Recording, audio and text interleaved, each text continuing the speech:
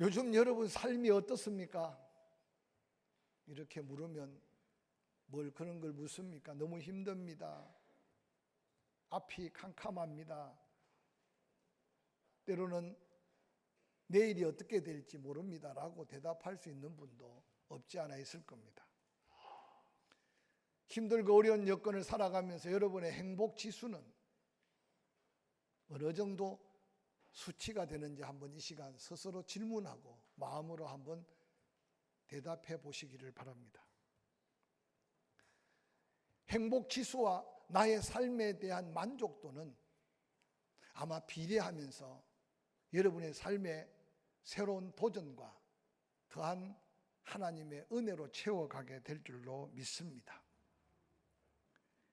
국민이 느끼는 체감 경제 고통을 숫자적으로 표시하기 위해 경제 고통의 지수를 개발한 사람이 있었습니다. 미국의 경제학자 아시 오크인데요. 지난 한 2, 3년 동안에 상상할 수 없을 만큼 전 세계인들, 특별히 이민족의 경제 고통 지수는 높아만 가고 있습니다.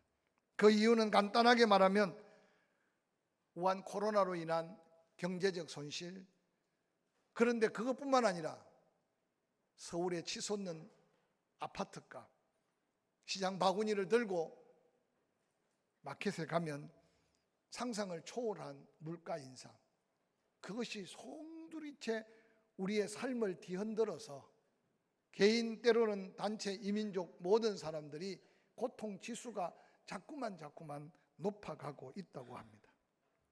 오늘 함께 읽었던 본문을 통해 우리가 살고 있는 이 시대와 당시 사도 바울이 살았던 그 시대와 비교해 보면 오늘 우리의 시대는 말할 수 없는 성장, 말할 수 없는 부, 말할 수 없는 안락함을 누리고 살고 있는데, 과연 그 시절을 살았던 사람들의 행복지수와 오늘 우리가 누리고 있는 삶에 누리는 어떤 행복지수의 차이가 어디에서 나오는 문제일까 한번 더듬어 살펴가면서, 사도 바울이 당시에 힘들고 고통스러운 환경 가운데 좌절하고 절망하는 빌립보 교인들을 격려하며 축복했던 말씀, 항상 기뻐해라. 내가 다시 말하노니 기뻐해라. 내가 이 기뻐하라는 말을 쓰는 것이 수고롭지 않는 것은 이 기쁨을 찾아야 된다. 이 기쁨 가운데 하나님이 주신 놀라운 하늘의 평안과 천국 시민으로서의 행복감을 가지고 세상의 우울함과 좌절 절망 속에 있는 수많은 영혼들을 향해 바로 복음의 증인이 되어야 될 것을 호소하는 이 말씀이 세월이 지난 지금 우리에게도 동일한 도전이요, 동일한 명령이요, 동일한 축복의 메시지인 것을 기억하고 함께 이 말씀을 통해 우리가 먼저 찾아야 되고 누려야 될 하늘의 평안과 기쁨, 그 행복을 다시 한번 더듬어 찾은 이 시간이 되기를 주의 이름으로 간절히 축원합니다.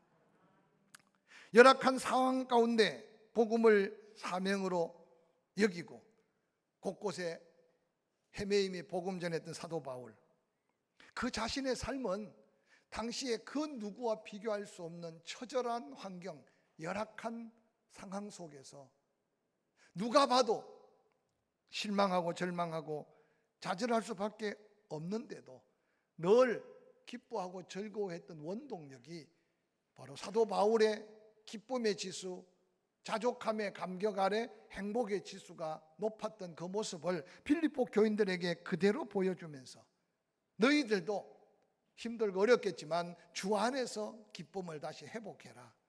할렐루야. 그러면서 빌립보 교인들을 향해 오늘 쓴 편지 속에 너희가 나를 생각하는 것이 이제 다시 싹이 나는 걸 보면서 내가 이미 자족하고 기쁨 속에 살지만 더욱 기쁘고 더욱 감사하고 더욱 행복하다라고 편지 쓰고 있는 말은, 사도 바울이 빌립보 교회를 처음 세울 때 목숨 건 희생으로 빌립보 교회가 세워졌어요. 다른 교회보다 빌립보 교회들은 사도 바울에 대한 마음이, 사랑이 좀 더 간절했습니다. 그러나 세월이 지나가면서 그 첫사랑도 식어지고 사도 바울은 지금 복음을 전하고 전하다가 로마 감옥에 갇혀서 나이 들고 병약하고 언제 죽음의 앞에 서야 될지 모르는 위기 속에 있는데, 어느 날 갑자기 빌립보 교회를 섬겼던 에바브로디도가 온 성도들의 사랑이 담겨 있는 귀한 선교 헌물을 가지고 로마까지 사도 바울에게 다가옵니다. 물질 몇 푼을 던져주고 간 것이 아니라 그 물질은 아마 가장 힘들고 어려울 때 사도 바울에게는 너무나 소중한 예물이었을 것 같아요. 근데 물질 넘어 이 에바브로디도는 그곳에 사도 바울과 함께 머물면서 사도 바울을 섬기는데, 사도 바울은 그 고백하기를, 내가 가난하고 병들고 내 환경이 열악해서 이 감사가 더 감사한 게 아니라 너희들의 마음속에 잊지 않는 그 사랑, 또한 구체적이고 아름다운 섬김이 나를 감동시킨다. 내가 이렇게 기쁜데 너희에게도 이 기쁨이 있었으면 좋겠다라고 말하면서 쓴 편지가 오늘 읽었던 빌립보서의 마지막 결론 같은 말씀이에요. 오늘 본문 빌립보서 4장 11절은 이렇게 말합니다. 내가 궁핍함으로 말하는 것이 아니다. 내가 너무너무 쪼들리고 내가 너무너무 힘들어서 너희들이 보낸 선교 예물이 아니면 내가 살 수 없어서 그 물질 때문에, 보낸 그 선물 때문에 내가 기뻐하는 게 아니라는 표현은, 여전히 어려운 가운데 복음 전하는 사도 바울이지만 빌립보 교인들의 마음속에 사명을 잃지 않고 사도 바울의 옛 사랑을 다시 한번 기억하며, 그들도 여러 가지 열악하고 어려운데 마음을 모아서 언제 하나님께 부름받을지 모르는 사도 바울을 섬기기 위해 에바브로디도를 특별히 파송해서 섬기는 그 사랑에 감동된 바울의 이 고백 속에, 너희가 보내든지 안 보내든지, 나에게 물질이 있든지 없든지 나는 늘 기쁘고 늘 행복하다, 늘 감사하다. 오늘 이 고백 속에 있는 사도 바울의 고백을 저는 이 민족이 배워야 되고, 이 민족 믿지 않는 사람은 지 능력으로 산다고 할지 모르지만 십자가 그늘 아래 모인 성도라면 끊임없이 사도 바울의 이 고백이 우리의 믿음 안에 있어야 하고 우리의 고백이어야 함을 잊지 않으시기를 주의 이름으로 간절히 축원합니다. 내가 궁핍함으로 말하는 것이 아니다. 나는 어떠한 형편이든지 자족하기를 배우고 살고 있다라고 고백합니다. 사도 바울의 삶의 기쁨의 지수, 행복의 지수를 좌지우지한 것은 있거나 없거나 되거나 안 되거나가 아니라 어떠한 삶의 환경 속에서든지 그는 늘 감사하며 살았고 기뻐하며 살았고, 그의 행복의 지수는 떨어지지 아니했던 이유는 바로 자족함이라고 하는 이 놀라운 사도 바울의 고백입니다. 사랑하는 성도 여러분, 우리는 사도 바울의 선교적 기록들을 통해 그가 걸었던 걸음이 얼마나 험한 걸음이었으며 그의 수고와 희생, 수없이 목숨을 빼앗길 만한 위기 속에 살았지만 사도 바울은 끊임없이 교회들을 생각하며 감사했고 성도들을 기억하며 기도했고 축복했고, 또한 그 스스로도 항상 기뻐하면서 성도들을 격려할 때 기뻐해라, 내가 다시 말하느니 기뻐하라고 말할 수 있었던 것은 바로 신앙 고백 같은, 내가 가난하기 때문이 아니라 그 어떤 형편에 있든지 간에 자족함이 나의 삶의 행복의 비결이고 나의 삶의 축복의 비결이라고 고백합니다. 오늘 어떤 형편이든지 자족하기를 배웠다고 고백한 이 자족한다는 말은 스스로 만족한다라는 뜻입니다. 그러므로 사도 바울이 말하는 자족하기를 배웠다는 말은 환경을 초월하여 그 어떤 상황이 자기에게 다가와도 복음 전하는데 방해받지 않았고 사명을 감당하는데 제한받지 않았고, 그래서 그로 인하여 늘 하나님의 채워주심 안에 감사하는 삶을 살았다는 이 고백이, 저는 이 시대에 내가 과연 누리고 사는 게 얼마나 풍족하고 얼마나 은혜며 얼마나 축복인가를, 가치관을 놓쳐버리고 사는 현대인들에게 거룩한 도전의 메시지가 아닌가 생각해 봅니다.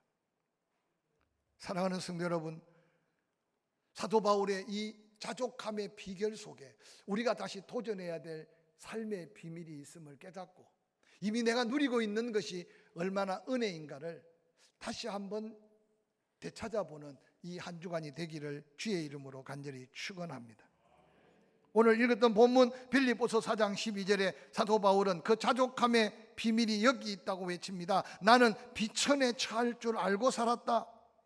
이 비천하다는 말은 인생을 가장 말단 밑바닥에 떨어뜨려진 상태, 재기불능, 회복에 대한 기대와 소망이 없는 그 자리까지 자기는 떨어져 보았다는 거예요. 오늘 사도 바울의 자족함은 아이고 적당하니 내가 이 정도면 감사하지, 이 정도면 은혜지 라고 하는 생각 속에 자족함이 아니라 떨어질 수 없는 나락에까지 떨어졌지만 그 가운데서 나는 자족함의 비결을 발견했다라고 고백하는 이 고백은 때때로 우리 삶 속에 위기가 찾아오고 때로는 환난의 비바람이 몰아칠 때도 주 안에서 항상 기뻐하라고 하는 사도 바울의 이 부탁 어린 명령의 메시지가 내 심장을 좀 다시 고동치게 하고 육신의 질고로 인해 앞이 캄캄할 때도 주 안에서 찾아야 될 감사를 다시 찾을 수 있는 놀라운 도전의 메시지가 아닌가 생각해 봅니다.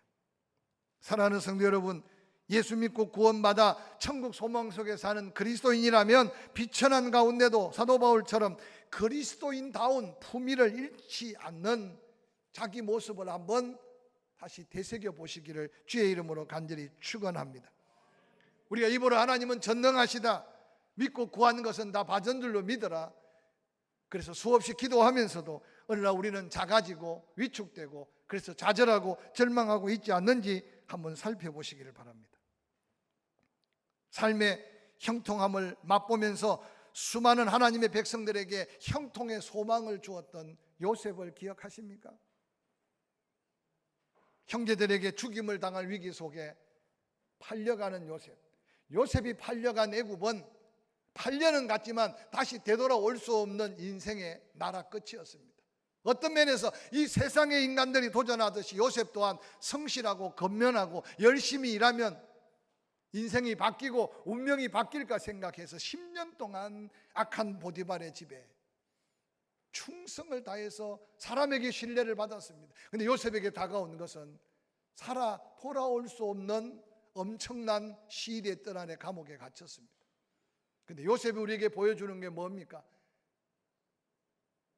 떨어지고 떨어지고 또 떨어져도 요셉은 하나님 앞에 원망하지 않을 뿐만 아니라 사람을 향하여 불평하거나 원망하지 않았던 요셉이 바로 형통한 자의 모델로 우리 앞에 세워놓은 하나님의 말씀의 비밀을 잊지 않고 깨달아가며 살 수 있기를 주의 이름으로 간절히 축원합니다. 우리 가운데도 누구에게 말할 수 없는 위기, 아픔, 때로는 어려움을 겪을 수 있을 겁니다. 그때 오늘 내가 비천에 처하면서도 자족함을 잃지 않을 때 항상 기뻐할 수 있는 마음과 항상 감사할 수 있는 마음, 내 심령의 하늘의 평안과 행복을 지킬 수 있었다는 이 사도 바울의 놀라운 고백이 우리의 삶에 다시 한번 찾아야 될 고백, 우리 입술로 외쳐야 될 고백임을 기억하시기를 주의 이름으로 간절히 축원합니다. 뿐만 아니라 사도 바울은 이어서 풍부에 처할 줄도 알아 모든 일 곧 배부름과 배고픔과 풍부와 궁핍에 처할 줄 아는 일체의 비결을 배웠다고 선포합니다. 평생을 가난하게 살았으면 그냥 가난 그 속에서 스스로 만족하고 때로는 그 가운데도 하나님의 은혜지라고 살 수 있는 믿음도 큰 믿음이지만, 그러나 오늘 사도 바울이 외치는 것은 나는 풍부에 처할 줄도 알았다. 여러분, 사람이 재물이 많아지면 그 재물이 꼭 자기가 쌓고 자기가 이룬 것으로 여겨서 교만해지기 쉬운 게 물질입니다. 그래서 예수님도 재물과 하나님을 겸하여 섬길 수 없다고 할 정도로 가난할 때는 혹 자족할 수 있으나 풍요로울 때 하나님께 영광을 돌리고 하나님의 은혜입니다라고 고백하기 쉽지 않은데 사도 바울은 외칩니다. 내가 가난하기 때문에 이 자족이라는 말을 쓰는 게 아니라 너희가 알다시피 모두가 부러워하는 풍요로움에도 구애받다. 그런데 그 가운데서도 내가 교만하지 않았던 것이 바로 기쁨을 잃지 않고 감격 속에 살 수 있는 하나님의 은혜였다라고 고백하고 있습니다. 사랑하는 성도 여러분, 우리 가운데 가졌다고 포옹 잡고 가졌다고 교만하게 다른 사람을 무시하는 성도는 없겠지만 오늘 세상 속에 얼마나 많은 사람들이 어리석게 풍요로움 속에 교만함으로 하나님이 주신 감격과 기쁨을 잃고 사는지 모릅니다. 사도 바울은 말합니다. 내가 배 부르고 배 고프고 풍부와 궁핍해 살면서 일체의 비결을 배운 것이 자족이다 라고 외치고 있는 이 외침. 구약의 지혜자들은 이런 삶의 지혜를 우리에게 이렇게 가르칩니다. 전도서 5장 10절에 이런 말씀이 기록되어 있어요. 은을 사랑하는 자는 은으로 만족하지 못하고 풍요를 사랑하는 자는 소득으로 만족하지 아니하나니 이것도 헛되도다. 은을 사랑하는 자는 은을 가득가득 손에 쥐어도 만족함이 없고, 풍요를 사랑하는 자는 소득을 가졌으나 감격, 감사, 행복감을 느끼지 못하는 헛된 인생, 이게 구약의 지혜자가 우리에게 소리치며 깨우쳐주고 있는 말씀이 이 말씀입니다. 사랑하는 성도 여러분, 건강이 있습니까? 감사하세요. 사랑하는 성도 여러분, 삶의 형통함이 있습니까? 하나님의 은혜인 줄 알고 감사하세요. 혹이라도 어리석은 부요함의 인생을 향해 지혜자는 그렇게 외칩니다. 전도서 5장 이어지는 13절, 내가 해 아래서 큰 패단이 되는 일이 있는 것을 보았나니 곧 소유주가 재물을 자기에게 해가 되도록 소유하는 것이다. 오늘 지혜자가 보니까 해 아래에서 큰 패단을 봤다. 그 패단이 뭐냐? 가지면 가질수록 자기에게 해가 되는 어리석은 사람을 보았다라고 말합니다. 우리 주변에 그런 사람 있나요? 많이 가진 게 해가 돼가지고, 우리 주변에는 혹 없을지라도, 포항 땅에는 없을지라도 여러분 큰 집에 가면 그런 사람 많습니다. 집건데도 집거 아니라고 하다가, 나는 이해가 안 되는 게, 세상 사람들은 집거라고 말하고 지는 집거 아니라고 말하고, 무슨 말씀인지 아시겠어요? 네 거도 내 것, 내 거도 내 것 같이 여기며 살다가 친구도 잃고 형제도 부모도 잃고 어느 날 소유자가 가졌으나 그것이 도리어 자기에게 해가 되는 비참한 인생들이 큰 집에 가면 많아요. 큰 집에 가면. 오늘 이 전도자의 어리석은 인생을 향한 도전의 말씀이, 우리는 그만한 소유, 그만한 부요함은 없을지라도 끊임없이 말씀 앞에 내 자신을 비우고 자족함의 비밀을 통해 기쁨의 지수, 행복의 지수를 다시 한번 되찾고 누리는 복된 성도가 될 수 있기를 주의 이름으로 간절히 축원합니다. 이어서 전도자는 뭐라고 말합니까? 5장 17절, 일평생을 어두운 데서 먹으며 많은 근심과 질병과 분노가 그에게 있느니라. 사랑하는 성도 여러분, 때로는 모자라고 쪼달릴 때는 좀 넘치면 웃을 것 같고 걱정 없으면 마음이 평안할 것 같지만, 오늘 이 사도 바울의 외침을 통해 다시 한번 우리의 삶의 가치의 기준을 말씀 앞에 새롭게 조정할 수 있기를 주의 이름으로 간절히 축원합니다.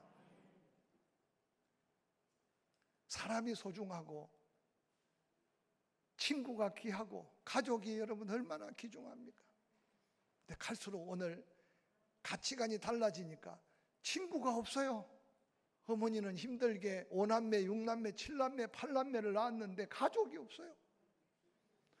정말 어려울 때 누구한테 애틋하게 도움을 구할 수 있는 사람이 없는 이 시대가, 그래서 우울하고 그래서 좌절하고 절망하는 사람이 많은 이때, 십자가 아래에 있는 우리만이라도 일평생 어두운 데서 먹으며 많은 근심, 질병, 분노가 그에게 있느니라 라고 말하는, 가졌으나 자족하지 못하는 어리석은 부요함에 빠지지 않기를 주의 이름으로 간절히 축원합니다. 이 같은 사도 바울의 삶에, 사도 바울이 그러면 이 놀라운 자족함으로 행복의 능력이 어디서 온다고 생각했을까요? 사도 바울은 내가 인격적으로 온전하고 내가 배운 게 많고 내가 남다른 지혜가 있어서 남이 갖지 못했던 걸 가졌다, 이렇게 외쳤다면 우리 여기 앉아 있을 필요 없어요. 지금이라도 다시 땅을 파야 돼요. 지금이라도 다시 뭔가 투자해야 돼요. 그래서 이 지혜를 모르는 사람이 돈 아닌 돈에 자기 것을 다 걸고 허무한 인생을 쫓다가 지금 얼마나 좌절감에 휩쓸리고 있는지 모릅니다. 누가 그들에게 진정한 행복의 비결이 여기 있다고 외치겠습니까? 그러나 사도 바울은 당당히 외치기를 내게 능력 주시는 자 안에서 내가 모든 것을 할 수 있었다. 이게 오늘 우리가 다시 확신하고 믿음으로 고백해야 될 고백이에요. 무언가 쫓아가고 있습니까? 무언가 이루기 위해서 몸부림치고 있습니까? 그 속에 하나님의 영광이 있다면, 그 속에 하나님의 놀라운 은혜가 있다면, 그 속에 진정한 행복이 깃들여 있다면 오늘 이 고백으로 도전하시길 바랍니다. 나는 할 수 없지만 내게 능력 주시는 자 안에서 내가 이룰 수 있다. 할렐루야. 사도 바울의 이 고백과 같은 고백을 한 사람이 구약에 등장해요. 우리가 너무나 잘 알고 있는 시편 23편 1절 여호와는 나의 목자시니 내게 부족함이 없었습니다. 여러분, 다윗이 쫓겨다니면서 이 고백을 한 게 아니에요. 다윗이 형들 대신 양까지 치며 땀범벅 오물범벅이 됐을 때 이 고백이 한 게 아니라 다윗이 지난날 고난 속에 하나님의 은혜로 왕이 되고 난 다음 모든 것을 누리고 있을 때 그가 이 고백을 했던 거예요. 나의 나된 것은 여호와 나의 목자 되심 때문이다. 여호와 나의 목자가 되신 이후로 나에게는 부족함이 없었다. 할렐루야. 이 고백은 여러분 줄줄이 아들 낳았던 이새의 집에 부모의 관심도 형제들의 관심도 없었으나 하나님이 함께하는 다윗, 지나고 보니까 고난도 은혜고 때로는 쫓겨다니는 것도 하나님의 축복이었고 할렐루야. 그러고는 고백하니 여호와 나의 목자가 되니 내게 부족함이 없었습니다. 오늘 우리가 이 고백을 다시 한번 배워서 우리의 노래가 되고 우리의 기쁨의 제목이 되고 우리의 행복의 조건이 될 수 있기를 주의 이름으로 간절히 축원합니다. 사도 바울은 영적인 아들 디모데에게 유언 같은 메시지를 남겨놓습니다. 우리에게도 들려오는 도전의 음성이 아닌가 싶습니다. 디모데전서 6장 6절 이하에 이렇게 기록합니다. 그러나 자족하는 마음이 있으면 경건은 큰 이익이 되느니라. 우리가 세상에 아무것도 가지고 온 것이 없음에 또한 아무것도 가지고 가지 못하리니 6장 8절 우리가 먹을 것과 입을 것이 있은즉 족한 줄로 알 것이니라. 우리가 먹을 것과 입을 것이 있은즉 족한 줄로 알 것이니라. 이 6장 8절은 많은 사람이 그럽니다. 영적인 아들 디모데 목회자에게 한 말이 아닌가. 그래서 먼저 목회하는 목사들은 먹을 것과 입을 것이 있은즉 족한 줄로 여기며 살아야 하는 게 첫 번째고, 여러분도 구원받은 성도라면 이 말씀에 조금 도전을 받을 수 있기를 주의 이름으로 간절히 축원합니다. 나보다 좀 덜 잡수시고 나보다 좀 덜 입으시는 분 용서를 구합니다. 그러나 먹는 것에 입는 것에 붙들려 사는 목사가 되지 않도록 기도해 주시기를 바랍니다. 뿐만 아니라 부하려 하는 자들은 시험과 올무가 여러 가지 어리석고 해로운 욕심에 떨어지나니 곧 사람으로 파멸과 멸망에 빠지게 하는 것이라. 돈을 사랑함이 일만하게 뿌리가 되나니 이것을 탐내는 자들은 미혹을 받아 믿음에서 떠나 많은 근심으로서 자기를 찔렀도다. 오늘 우리 가운데 이런 어리석은 인생으로 인생 종말을 구하는 사람들이 얼마나 많습니까? 말씀을 마무리하려고 합니다. 이 한 주간에 다른 말씀 다 잃어버려도 우리가 암송하고 있는 빌립보서 4장 13절 나의 나된 것은 하나님의 은혜인데 내가 자족하며 그 하나님의 놀라운 행복의 비결, 그것을 누리는 비결은 내 노력, 내 수고, 내 명예 근세가 아니라 내게 능력 주시는 자 안에서 내가 다시 기쁨을 찾고 내가 다시 감격하며 감사할 때 행복의 지수가 더 높아져서 내 심령의 천국이 내 이웃에게는 그리스도의 향기가 되는 놀라운 축복으로 수놓는 한 주간이 될 수 있기를 주의 이름으로 간절히 축원합니다.